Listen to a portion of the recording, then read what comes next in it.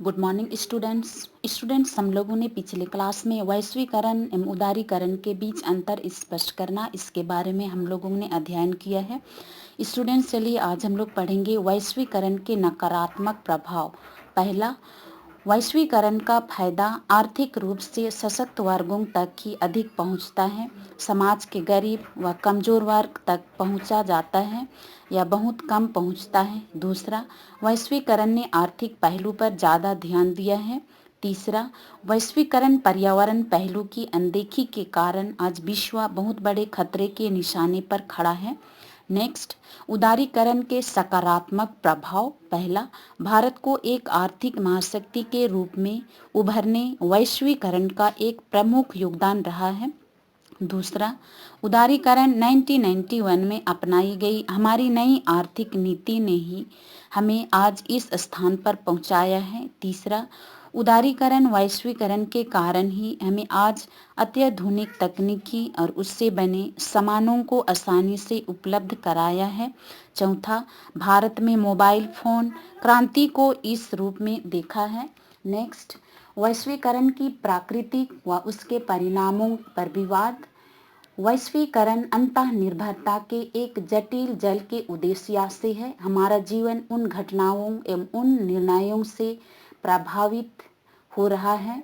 हम बहुत दूर स्थान पर अपना अस्तित्व बनाए हुए हैं। राज्यों की प्रादेशिक सीमाएं टूट चुकी है, दूरियां मिट चुकी हैं, देरियां जा चुकी है।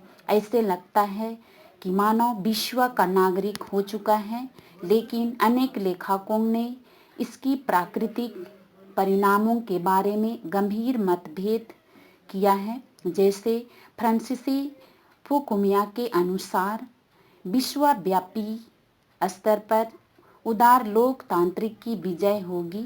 आर्थिक स्वतंत्रता राजनीतिक स्वतंत्रता को जन्म देगी।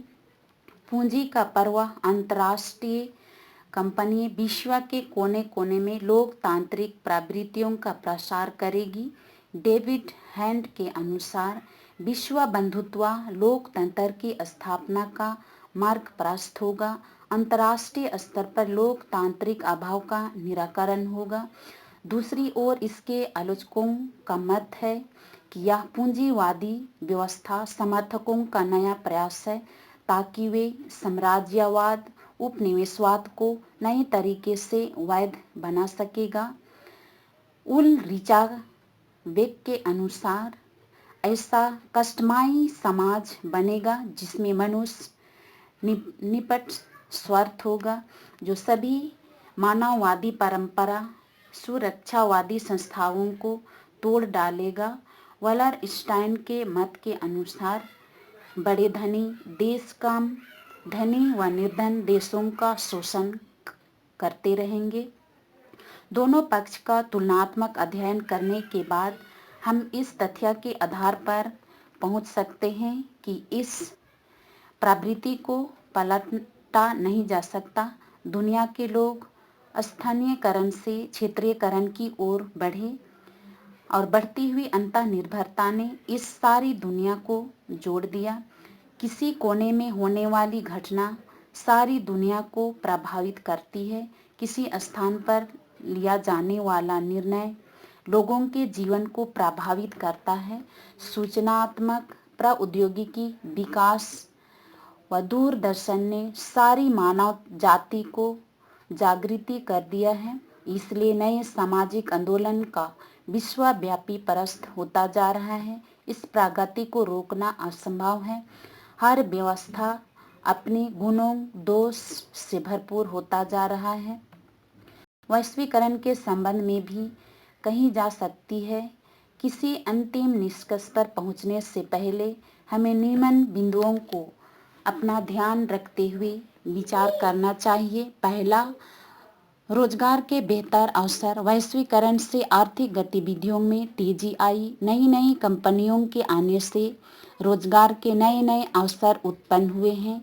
इसके कारण कई नई आर्थिक केंद्रों का विकास हुआ है, जैसे गुड़गांव, चंडीगढ़, पुणे, हैदराबाद आदि। विकास के असमान लाभ। वैश्वीकरण की आर्थिक असमानता भी तेजी से बढ़ी है। दूसरा, भूमंडलीकरण में अंतःनिर्भरता आदान प्रदान का लक्ष्य निहित है। यदि यह किसी प्रकार की संस्कृति को मिटाता है तो एक प्रकार की मिश्रित संस्कृति को जन्म भी देता है। ऐसा नहीं समझना चाहिए कि जाति, वर्ग, देश की संस्कृति मिटाई जा रही है, विश्व संस्कृति में घुल मिल रही है। तीसरा, इससे सारी दुनिया की अर्थव्यवस्थाओं का मेल जोल हो रहा है। कोई अर्थव्यवस्था एकांतवादी नहीं हो सकता। यदि धनी देश आर्थिक धनी हो रही है तो निर्धन देशों की दशा भी सुधार कर इन कम निर्धन बन सकती है। चौथा, इससे विश्वव्यापी स्तर पर लोकतंत्र की विजय की पराजय का संकेत मिलता है। लोकतंत्र लोगों के जीवन के हर पक्ष को समाहित करता जा रहा है। हर संघ या संस्था का गठन, कार्य संचालन लोकतांत्रिक आधार पर होना चाहिए।